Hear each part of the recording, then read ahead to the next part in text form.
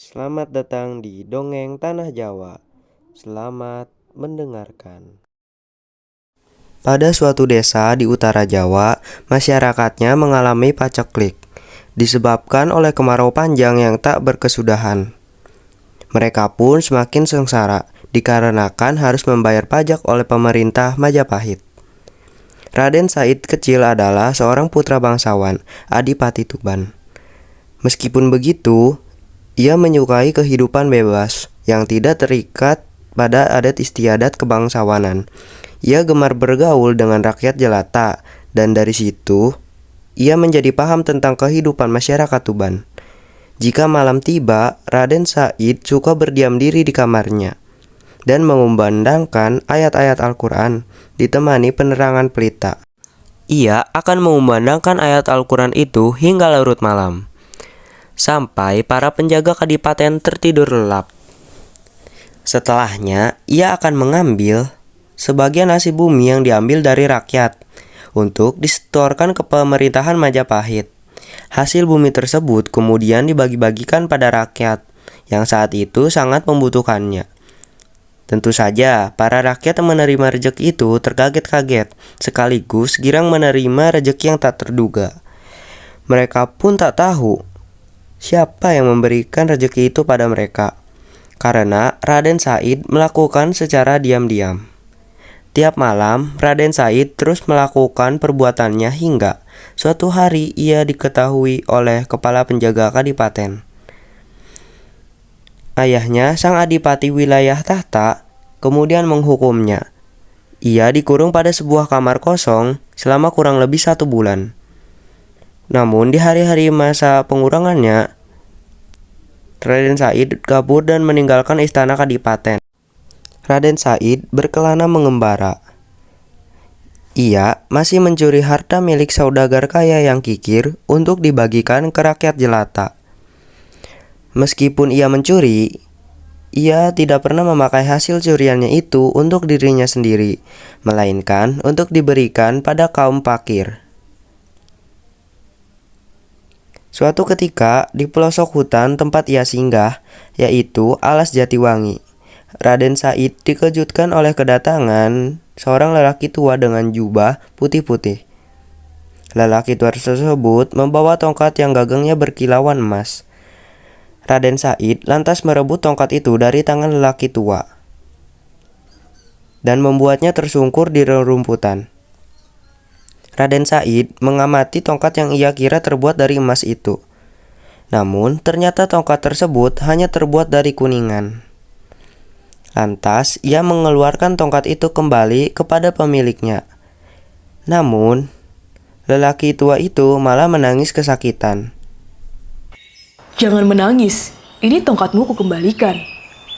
Bukan tongkat itu yang kutangisi, ujar lelaki tua itu sembari memperlihatkan beberapa jumput rumput. lihatlah, aku telah berbuat dosa, berbuat kesia-siaan. Rumput ini tercabut ketika aku jatuh tersungkur tadi. Hanya beberapa jumput rumput saja kau merasa berdosa? Tanya Raden Said. Ya, aku telah berdosa karena aku mencabutnya tanpa suatu keperluan. Andai kata aku cabut guna makan ternak, itu tidak mengapa. Tapi untuk suatu kesia-siaan itu benar-benar berdosa, Jawab lelaki tua itu. Lelaki tua tersebut lantas beranjak dan kemudian duduk pada sebuah batu kali besar di dekat pohon cendana. Apa yang sesungguhnya kau cari? Saya menginginkan harta untuk diberikan pada fakir miskin dan rakyat yang menderita. Jawab Raden Said. Sungguh mulia hatimu. Sayang, caramu keliru. Lelaki tua itu hanya tersenyum menjawab perkataan Raden Said. Kamu bersedekah dengan barang haram atau mencuri. Itu sama halnya kau mencuci pakaian dengan air kencing. Allah itu adalah zat yang baik, hanya menerima amalan yang baik atau halal. Raden Said tercengang mendengar keterangan si lelaki tua itu. Perasaan malu mulai merasuki lubuk hatinya. Banyak hal terkait usaha untuk menuntaskan kemiskinan dan penderitaan rakyat. Tapi bukan hanya dengan memberi bantuan makan atau uang, melainkan memperingatkan para penguasa zalim yang semena-mena pada rakyat. Kau juga harus membimbing rakyat. Ujar si lelaki tua itu memperingatkan Raden Said. Raden Said kembali terpana dan seperti diingatkan bahwa perbuatannya selama ini kurang tepat. Jika engkau tak mau kerja keras dan hanya ingin beramal dengan cara seperti itu, maka ambillah itu.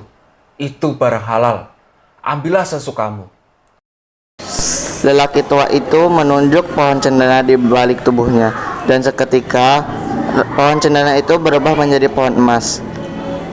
Sepasang mata Raden Said terbelalak mendapati pohon yang berubah menjadi emas itu. Lelaki tua tersebut lantas meninggalkan Raden Said yang masih terpana. Melihat kejadian yang baru pertama kali ia lihat, setelah sadar dari lamunannya yang cukup lama, Raden Said lantas mengejar lelaki tua itu. Tunggu! Teriak Raden Said. Lelaki tua itu berhenti persis di bibir sungai. Sudikah kiranya Tuan menerimaku sebagai murid? Mau belajar apa kau padaku? Tanya si lelaki tua. Belajar agama. Jawab Raden Said. Kemudian lelaki itu menancapkan tongkatnya di pinggir sungai. Raden Said diperintah untuk menunggu tongkat itu dan tidak boleh beranjak sebelum lelaki tua itu kembali menemuinya. Raden Said menerima syarat dan ujian dari lelaki tua itu. Selanjutnya, sang lelaki tua menyeberangi sungai. Anehnya, ia bisa berjalan di atas air, bagaikan berjalan di daratan. Raden, saya terpana. Ia menyadari bahwa lelaki tua itu berilmu tinggi, waskita, dan mungkin saja golongan para wali. Setelah lelaki tua itu hilang dari pandangan mata Raden Said, ia teringat suatu kisah yang dibacanya dalam Al-Quran, yaitu kisah Asyabul Kahfi, yang menceritakan para pemuda yang meminta Tuhan supaya ditidurkan di goa Kahfi untuk berdoa. Doa Raden Said terkabul. Ia tertidur selama hampir 3 tahun dalam doanya. 3 tahun kemudian, lelaki tua itu datang menghampiri Raden Said yang masih tertidur dalam goanya. Ia kemudian membangunkan Raden Said, membersihkan dirinya, dan juga memberikan pakaian baru yang bersih putih. Di kemudian hari, Raden Said diberikan pelajaran agama oleh lelaki tua itu sesuai dengan tingkatannya, yang tingkat para wali itulah. Lelaki tua itu sesungguhnya adalah Bonang, salah seorang Tongo yang menyebarkan ajaran agama Islam di tanah Jawa. Di kemudian hari, Raden Said dikenal masyarakat dengan panggilan Sunan Kalijaga, yang berarti orang yang menjaga sungai, karena ia pernah bertepi selama 3 tahun di pinggir sungai untuk menuntut ilmu bersama Sunan Bonang. Ia kemudian diperintahkan untuk terjun langsung dalam menyebarluaskan ajaran agama Islam ke seluruh pelosok Jawa, yang kala itu masyarakat yang masih mempercayai aliran kepercayaan dari agama lain.